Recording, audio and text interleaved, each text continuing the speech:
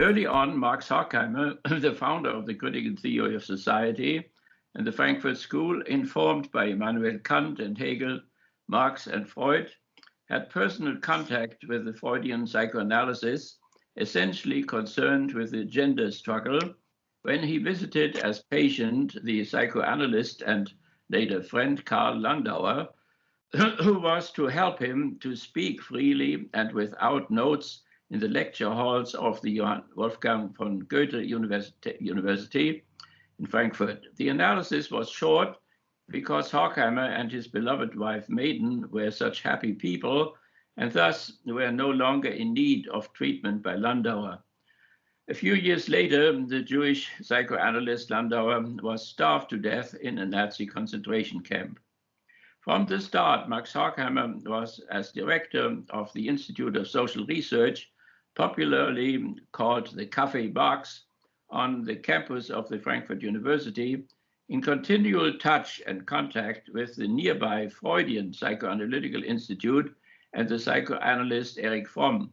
Later, both institutes merged in one building, the Café Marx, and Fromm became a member of the Institute of Social Research.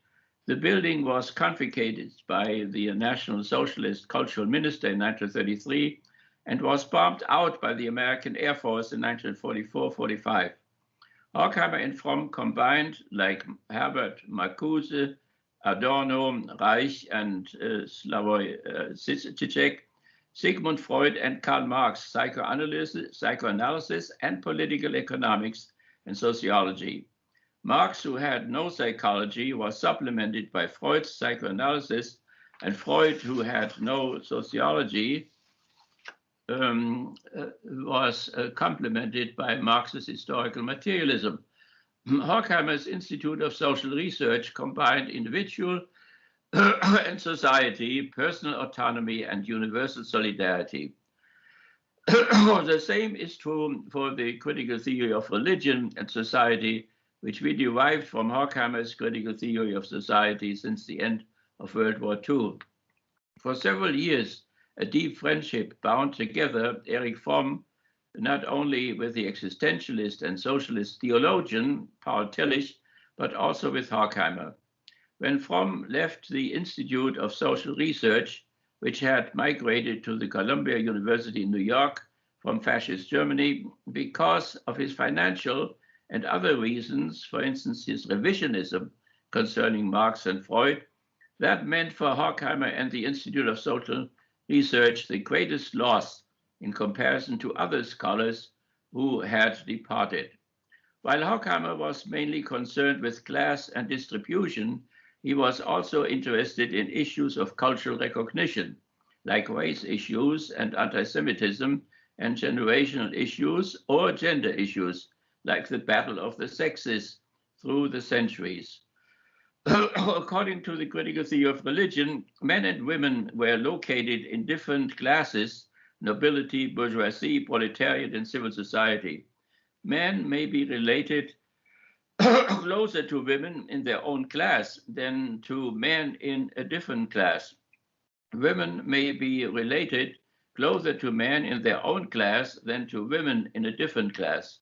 Thus, class struggle and gender struggle may also be interconnected. Men and women did not only need recognition, but also income in civil society. According to the theory of religion, critical theory of religion, while Hegel built his gigantic philosophical system on the idea, as well as all 5 human potentials, language and memory, work and tool, sexual love, struggle for recognition and community, his anti-systematic disciple, Marx, after giving up his teacher's idea, grounded his dialectical materialism in the evolutionary universal of work and tool, and the likewise anti-systematic Freud based his psychoanalysis on the human potential of sexual love, while Hegel was the greatest idealist. Marx and Freud were materialists, while Friedrich Engels, his friend of Marx, considered all religions to be idealistic. Hegel showed that Christianity was not only idealistic, but also materialistic through the incarnation of the Logos in Jesus of Nazareth. But in 2021, there existed in American and European civil society a Marxian, Freudian, bourgeois, and Christian materialism. Like the Abrahamic religions and German idealism, the anti-systematic Horkheimer united the sense of reality with the imperturbable holding on to the idea, the very opposite of the reality, and to the insight into the impossibility to imagine or name the absolute or the unconditional. While Freud looked favorably on the Marxist-Leninist revolution going on in Russia in the 1920s, his biological determinism prevented him from becoming a Marxist because of man's aggressive instinct. Even if the class struggle would end victoriously with the proletariat, other forms of conflict would continue, for instance, the battle of the sexes. The critical theory of religion, which was also like Horkheimer's critical theory of society, based on Kant and Hegel, Marx and Freud, traced the historical development from the original relative union of the genders under the primitive communism of hunters, fishermen, and food gatherers, through their antagonism in terms of matriarchy and patriarchy, to their possible reunion in terms of not only formal but material egalitarian social democracy, not only in civil society and political state, but also in family and religion. Freud emphasized and concentrated his psychoanalysis and therapy on organism, including form, assimilation, and species process, and the connected psychic apparatus, including id, ego, and superego, and the family, including marriage, familial property, and education of children, as the source of the gender conflict between parents and children, father and son, son and father, wife and husband, son and mother, daughter, mother, and so on. The class struggle for equal distribution of the surplus value included the gender conflict, as well as the race and generational struggle for equal cultural recognition, and the environmental issues, but not vice versa. Not only women, but also LGBT plus communities participated in the historical gender struggle and fought more and more successfully for gender identity, equality, and justice, while exclusive right-wing authoritarian and totalitarian populists continued to consider them to be perverse and decadent expressions of a declining culture and civilization, and to resist them with more or less violent identity policies and politics. Not only Jews, gypsies, and communists, men and women, were murdered in the fascist concentration camps in Eastern Europe in the 20th century, but also homosexuals. The Simon Wiesenthal Center reported on June 29, 2021, that its founder, Simon Wiesenthal, was one of the first to discuss what happened to homosexuals before and during the Holocaust, and about the anti-gay edict that Heinrich Himmler enacted in 1937 in Nazi Berlin. The Simon Wiesenthal Center remembered during the Gay Pride Month, June 2021, those gay men who were persecuted and murdered during the Nazi Shoah. The gender struggle was most closely connected not only with the class struggle, but also with the fight of the LGBT plus communities for equality and justice. The gender struggle took place most passionately, not only in the secular, but also in the religious sphere. Jesuit Father Mitch mentioned in a public discourse with a Hungarian priest in June 2021 in preparation of the Eucharistic Congress in Budapest in August 2021, the terror of communism in Catholic Hungary, and even the dangers of recent neoliberalism for the faith, but forgot completely that Catholic Hungary had also been patriarchal and fascist and anti-Semitic and an ally of Nazi Germany in the Second World War. I personally witnessed 300 Hungarian officers fighting most fanatically with German troops against General Patton's tank army in the Battle of Aschaffenburg on Easter 1945, and that they deserted only when the battle was finally lost. The patriarchal gender struggle continued most recently in June 2021 in the religious sphere in the United States, while the Republican Party seemed to have turned fascist and socialism was gaining popularity in the polls, resisted fanatically by the secular exclusive right-wing populist Fox News and the exclusive right-wing populist Catholic EWTN. Women could still not yet be ordained to the priesthood in the patriarchal authoritarian Roman Catholic Church in June 2021. According to Max Horkheimer, the founder of the critical theory of society, the initiator of the psychoanalysis, Freud, explained in his theory about the Oedipus complex and about the Electra complex the identification of the boy with the father out of their love for the mother. Freud based his psychoanalysis on the tragedies of Aeschylus and Sophocles in Athens, a chain of gender crimes. The tragedies reflected on the level of the absolute spirit of culture, of art and religion, the Greek religion of fate and beauty, the great struggle of the genders on the level of the objective spirit of Athenian family, civil society, city-state, and history. According to Aeschylus' Agamemnon, Thyestes seduced Atreus' wife. Atreus killed Thyestes' young children and gave them as meat. Helen forsook her husband and went to Troy with Paris. Agamemnon, to promote the Trojan War, sacrificed his daughter Iphigenia. Aegisthus and Clytemnestra murdered Agamemnon after his return from Troy. Orestes killed Aegisthus and his mother Clytemnestra with the support of his sister Electra. However, for his matricide, Orestes was pursued throughout Greece in revenge by the female spirits, the Erinyes, until he came to Athens, where Athena, who had come out of the head of Zeus, as Eve had come from the rib of Adam, and atoned for and reconciled Orestes for the price of a patriarchy in which men protected women and children and women served men. Agamemnon represented the arrival of patriarchy, Clytemnestra the return of matriarchy, and Orestes the re-establishment of patriarchy.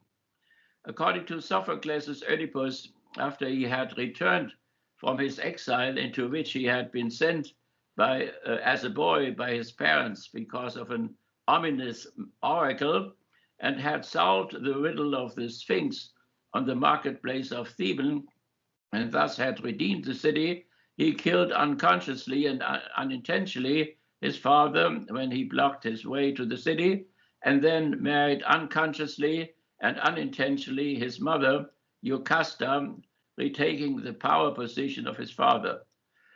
Heresias, a blind prophet, revealed the gender tragedy. The chorus of Theban elders commented on it. At least since the Axis age, the battle of the sexes raged on under the patriarchy, interrupted admittedly by the armistice of marriage, family, partnership, and friendship. This armistice, however, broke down in the West more and more in higher and higher rates of different expressions and forms of the battle of the sexes, like divorce, adultery, abortion, birth control, homosexuality, lesbianism, shortly LGBTQ+ communities, which continue to be discriminated against heavily by right-wing Catholics and Southern Baptists, in June 2021, until they reached in the 20th and 21st century a level never seen before since the late Roman Empire. However, not only Athens was aware of the historical gender struggle, but also Jerusalem. In Jewish history, the struggle of the genders reached its climax with two courageous women. The book of Judith told the story of the defeat of Nebuchadnezzar through a woman single-handed assassination of their commander. It was written about 100 BC. The theme of the book Esther was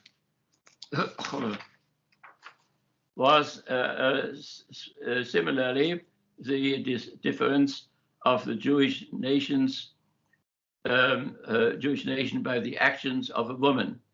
The Hebrew version was probably written about 300 BC. The Hebrew prophet Micah stated concerning the gender conflict in the neighborhood and in the family, put no trust in a neighbor, have no confidence in a friend. To the woman who shares your bed, do not open your mouth, for son insults father, daughter defies mother, daughter-in-law defies mother-in-law. A man's enemies are those of his own household. Among them, the best is like a briar, the most honest a hedge of thorn. Today will come the ordeal from the north. Now is the time of their confusion. Rabbi Jesus spoke of the dissension in the family. Do not suppose that I have come to bring peace to the earth. It is not peace I have come to bring, but a sword. For I have come to set a man against his father, a daughter against her mother, a daughter-in-law against her mother-in-law. A man's enemies will be those of his own household. Do you suppose that I am here to bring peace on earth? No, I tell you, but rather division. For from now on, a household of 5 will be divided, 3 against 2, and 2 against 3. The father divided against the son, son against father, mother against daughter, daughter against mother, mother-in-law against daughter-in-law, daughter-in-law against mother-in-law.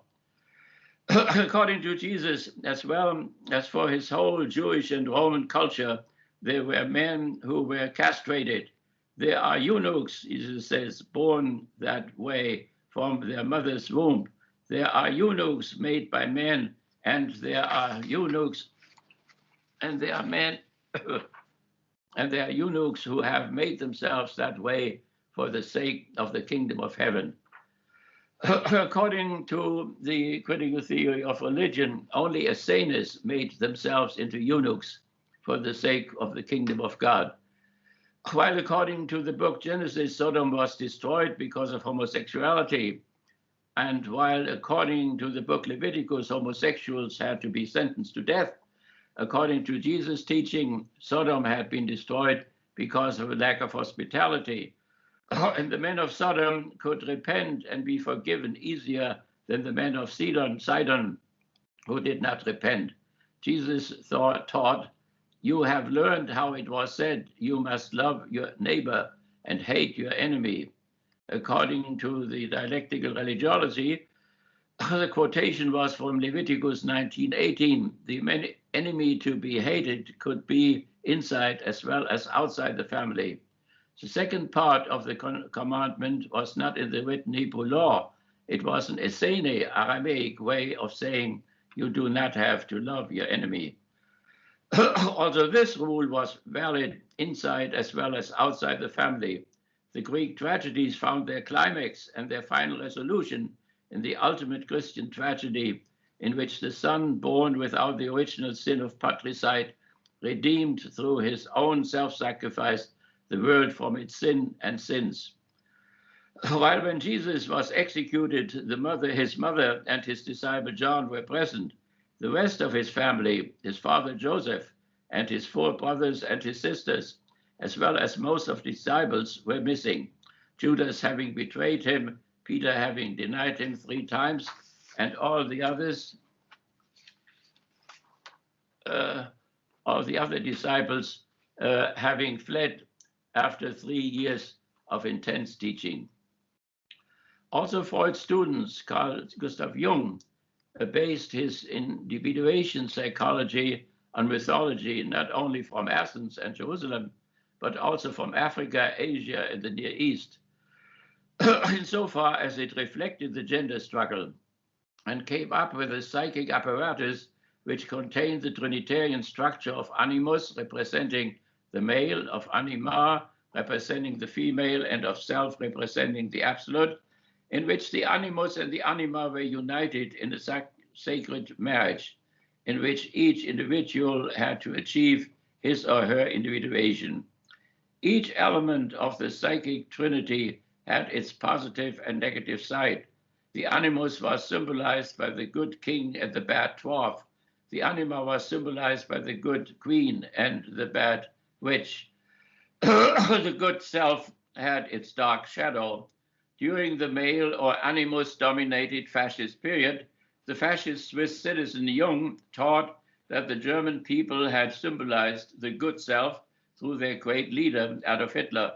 After the fascist period, Jung taught that the German people had projected the shadow of the self on the Jewish people and had thus produced Auschwitz and the Shoah. While Martin Heidegger, Carl Schmitt, and Mircea Eliade died as fascists, Jung converted and left fascism behind and hired a Jewish secretary who wrote his biography, in which she described him as a very religious person. But his so-called Aryan psychoanalysis remained opposed to Freud's so-called Semitic psychoanalysis. While for the dialectical philosopher and theologian Hegel, the Greek tragedies, art, and Christianity, religion, still belong together with philosophy into the sphere of the absolute spirit, they moved after the secularization of the collective consciousness of the unconditional for Freud and Horkheimer and Adorno, Marcuse and Fromm, and the other critical theorists into the dimension of the subjective spirit, including the anthropological, phenomenological, and psychological level, and the objective spirit, including abstract right, personal morality, family, civil society, state, and history. According to Horkheimer's psychological as well as sociological interpretation of Freud's Oedipus complex theory, the mother belonged to the father, the grown-up and strong and powerful man. Therefore, the boy must make himself equal and identical with the father. The father could defend himself against the competitor, the child, the son, the boy. The boy had to be like the father in order to possess the mother. But there was for Horkheimer a much simpler and clearer explanation than the one given by Freud. What one thinks of, that one turned into. The father, that is, the reality principle, demanded, forbid, and taught the child, the boy, the son. The unchangeable, refusing reality was what people, particularly young people, wanted to change according to their own youthful utopia. However, this reality principle forced on its part people to identify themselves with it in order to be able to endure it. That precisely was the principle of thinking. Perhaps thinking was the principle of all cultures and civilizations in general. I taught my 7 children in Europe and America in the spirit of the critical theory of religion, that if they would be thinking, then they would have to suffer less in life, and that what they did not learn through thinking, they would have to learn through suffering, and so it happened.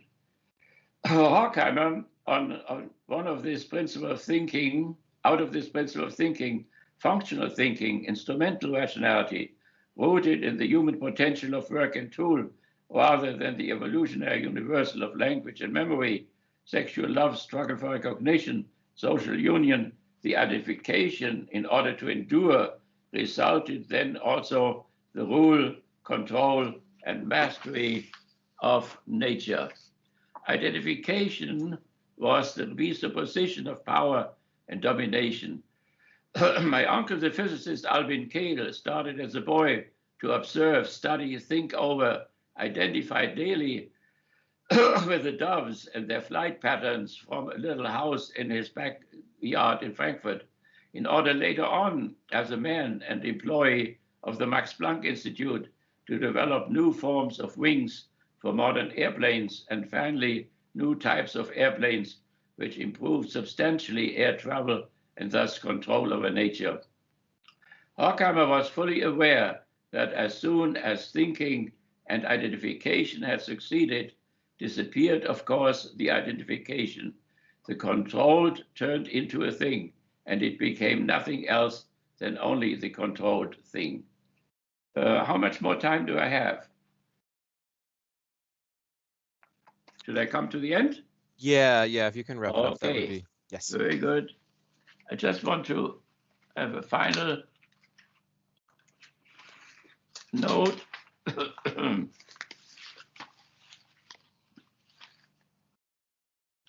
Sacrament of love. According to the Jungian psychoanalyst and Roman Catholic priest and theologian Eugen Treubermann, toward the end of the 20th century, Occidental Christendom had come so far with its connection of sexual repression, patriarchal hostility toward women, moral sadism and masochism, psychic oppression, cultural violence, and holy wars, that even the benevolent profession of priests, as this likewise great and splendid heritage of paganism, as such determined to bless the existence of man and to show ways back to the lost paradise of the world, was since centuries directed and trained as a kind of administration and management officials to strangle the love. Jesus had opposed the hypocritical and vain Pharisees and scribes of his time by saying to the people and his disciples, "The scribes and the Pharisees occupy the chair of Moses. You must therefore do what they tell you and listen to what they say. But do not be guided by what they do, since they do not practice what they preach. They tie up heavy burdens and lay them on men's shoulders. But will they lift a finger to move them? Not they. Everything they do is done to attract attention, like wearing broader phylacteries and longer tassels, like wanting to take the place of honor of banquets and the front seats in the synagogues, being greeted obsequiously in the market squares and having people call them rabbi. You, however, must not allow yourselves to be called rabbi, since you have only one master and you are all brothers. You must call no one on earth your father, since you have only one Father, and he is in heaven. Nor must you allow yourselves to be called teachers, for you have only one teacher, the Christ, the Messiah. The greatest among you must be your servant. Anyone who exalts himself will be humbled, and anyone who humbles himself will be exalted. Phylacteries were containers for short texts taken from the law, for instance, the Shema Israel, concerning the love of God and neighbor. They were worn on the arm and on the forehead in obedience to Exodus 13, 9.16, and Deuteronomy 6.8. The tassels were sewn to the corners of the cloak. The Pharisees and scribes interpreted the law so strictly that nobody could obey all of it. It seemed to Treubermann as if the profession of clerics in the church wanted to relate the reproach of Jesus deliberately to themselves. That was so because alone this sacrament of love, which God concluded through the mediation of no profession, but only through the immediacy of the heart, alone into this mystery, a mysterious realm from which the clerics themselves, since the connection of priesthood and celibacy in the Latin church around the year 2000 could only have meager experiences. This patriarchal clerical profession, from which women were excluded, must govern and direct through unending directive orders and regulations concerning divorce, birth control, abortion, in vitro fertilization, masturbation, premarital and extramarital sex, stem cell research, and so on, and finally decide that the president cannot receive communion because of the abortion issue. The fairy tales and myths of nations knew of no danger which could attack man more terribly than that his energy toward love would, out of anxiety and fear of man, harden and turn into stone. Again and again, these fairy tales and myths told about the gender struggles and conflicts and battles of the sexes, which had been necessary in order to leave behind the all too great bond to the will of the parents and to find the freedom of love. Treverman remembered that already late Judaism itself had portrayed in the legend of the little Tobit book the threat which came from an aged piety which, out of fear and society, had become legalized and dogmatic. This piety made even the just Tobit heartless and loveless.